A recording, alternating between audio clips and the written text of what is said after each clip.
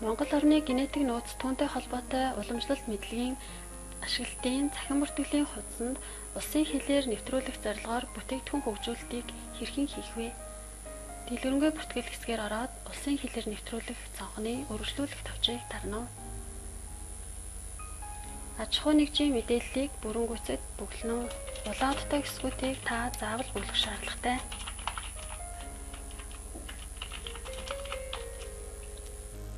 Хуулийн этгээдийн нэр, улсын бүртгэлийн дугаар, улсын бүртгэлийн гэрчилгээний хуулбар, хаяг,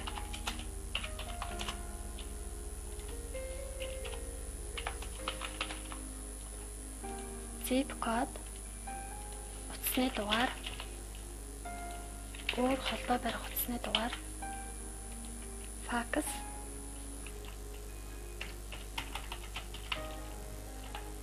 төлөөлж буй хувь хүний албан тушаал, албан газрын тодорхойлолт, хуулийн этгээдийн төлөөлөл болохыг баталгаажуулсан тодорхойлолт,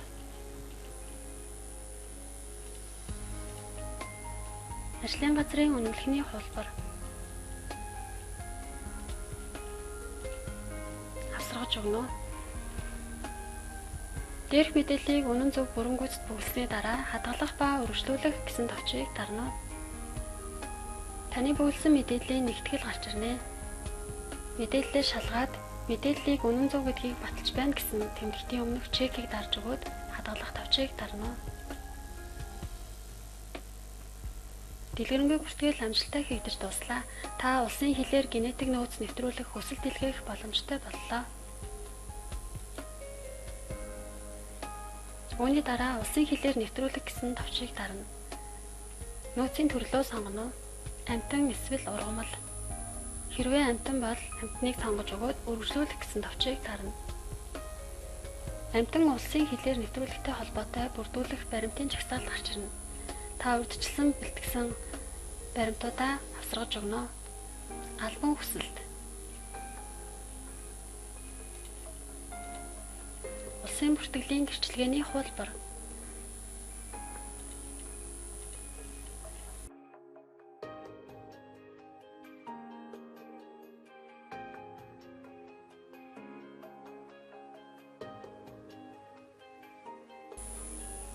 Тухайн аж ахуй нэгжид үйлдвэрлэлийн зориулалтаар амтан агнах эрх олгосон аймгийн засаг даргын захирамж.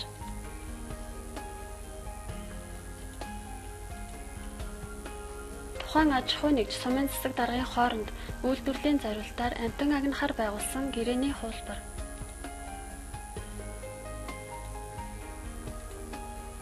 Үйлдвэрлэлийн зориулалтаар амтан агнах төлбөр төлсөн тухай баримт.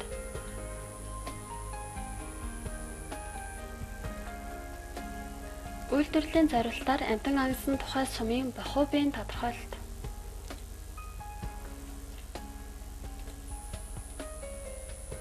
Тухайн аж ахуй нэгжийн амтан экспортлох тухай албан хүсэлт.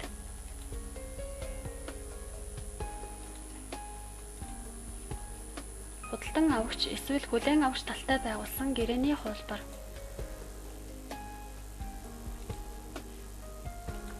Эдгээр баримтуудаа та хавсаргана.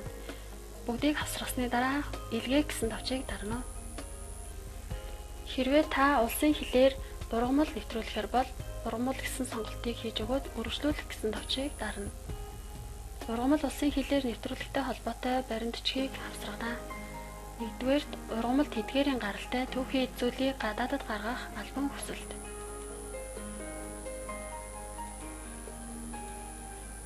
Худалдаалах зориулалтаар гадаадад гаргах бол өмнө нь бонх ягаас олгосон байгалийн ургамал, ойн дагалт, баялаг тэдгээрийн гаралтай түүхийн эдийг бэлтгэх зөвшөөрөл.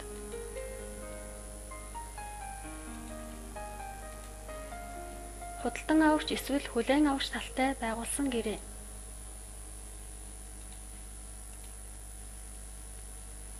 Сум орон нутагтаа хийсэн гэрээ түүний биелэлтийн тайлан.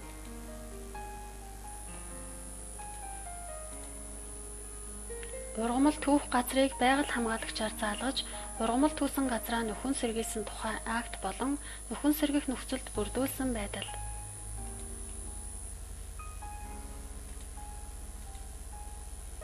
Ургамлыг түүж бэлтгэх журмын дагуу ашиглахыг зөвшөөрсөн тоо хэмжээнд бэлтгэсэн тухай байгаль орчны байцаагчийн дүгнэлт.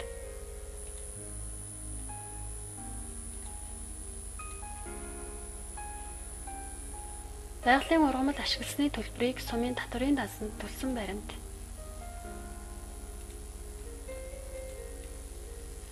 Ховор ургамлыг эмийн бүтээгдэхүүн болгосон тухай эм бэлтгэн найруулах ажил үйлчилгээ эрхэлдэг аж ахуйн нэгжийн гаргасан дүгнэлт.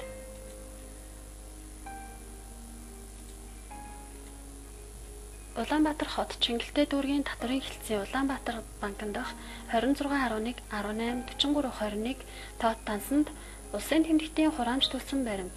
Ховор ургамал 1 кг тутамд 3000 төгрөг, элбэг ургамал 1 кг тутамд 1000 төгрөг.